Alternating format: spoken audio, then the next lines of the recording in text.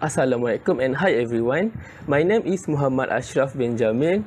Okay, so today I will present to you two theories of learning that can be used in a workplace learning. These theories will help you in getting knowledge or learning at a workplace. The first theory is situated learning theory, and the second theory is cognitive learning theory.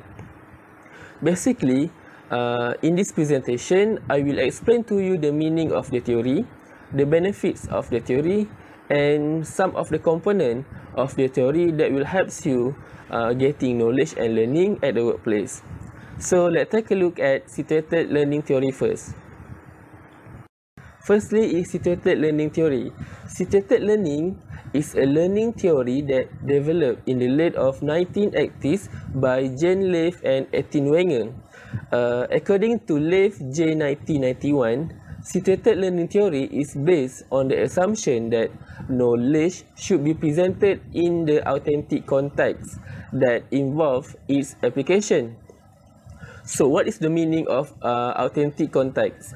Authentic context in situated learning theory required learning method presented in which individual gain knowledge through a real situation or a real context. At the same time, situated learning theory required individual to be more actively participating in the learning experience or learning process. In situated learning theory consists of three main concepts, which are authentic, legitimate peripheral participant, and community of practice. These three concepts are important in situated learning theory that helps people or students to understand the concept of the theory. So let's take a look one by one. The first one is authentic. As I said before, authentic is a situation when students or people are embedded in a real world context or a real situation. For example, our practical session or internship. During practical, we have been exposed to a real environment, which is we were placed at the school, communicate with the student and teachers, and make a real lesson plan or a real job as a teacher. So that is example of the authentic. Second is legitimate peripheral participant. In legitimate peripheral participant, the learner or student will move from novice to expert through engagement, collaboration, and interaction. It can be seen during our practical. We as a pre-service teacher or novice teacher always collaborate with our mentor, right? And make some interaction with teachers and school, and we also participate in all the activities. So from that, it will develop your mastering the task and gain something new from your participation at the workplace. Lastly is community of practice.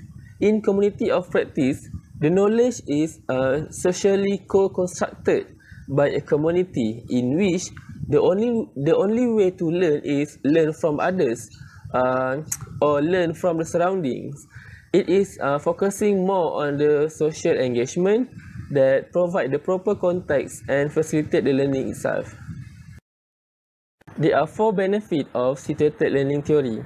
First is situated learning theory focus on social learning in which community or surrounding provide opportunity for communication and socialization within the group. Second, situated learning theory link or connect your learning to your life. For example, provide the knowledge that will be used and relevant to the real life. It can be seen through when we communicate with the school administration. From that, we will gain knowledge on the communication skill or on how to communicate with a professional person. Third is situated learning theory must be active. Thus, individual must learn through active approach such as project-based learning, field trips, and practicals that allow developing of knowledge through trial and error. Lastly is prepare students for the 21st century. As you know that 21st century requires students strong in collaboration and communication skill. Next, we proceed with the second theory, which is cognitive learning theory. Cognitive learning theory is credited to educational psychologist, which is Jean Piaget. Jean Piaget believed that knowledge is something that is actively constructed by the learners based on their existing cognitive structure. Cognitive learning is a style of learning that focuses on more effective use of the brain. It is related with the cognition. So, what is the meaning of the cognition? Cognition is the mental process of gaining knowledge and understanding through the sense, experience, and thoughts. Thus, we can conclude that cognitive learning theory merges cognition and learning to explain the different processes involved in the learning effectively through the sense, experience, and thoughts.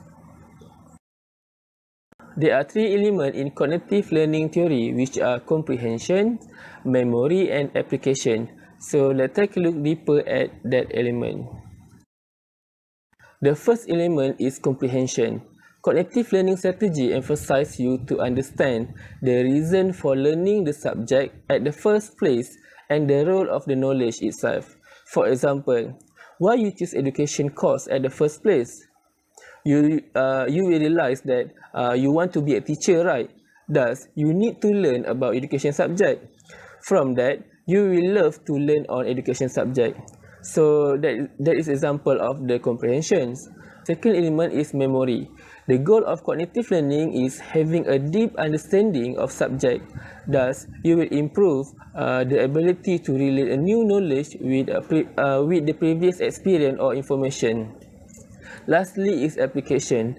It can be seen when you apply a new information, a new skill, and a new knowledge in a real situation, and encourage people to continue to develop a problem-solving skill. In this part, I will explain to you two benefits of cognitive learning theory.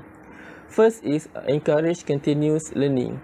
When you have a deeper understanding or mastering on the topic or subject, it will promote long-term learning, as it allows to connect previous knowledge or previous learning with new materials.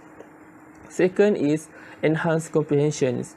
As I said before, when you know the reason why you should learn that subject at the first place, you will develop and promote a deeper understanding of a new learning materials. So that's all from me. You can use the two theories, which is situated learning theory and cognitive learning theory, in the workplace.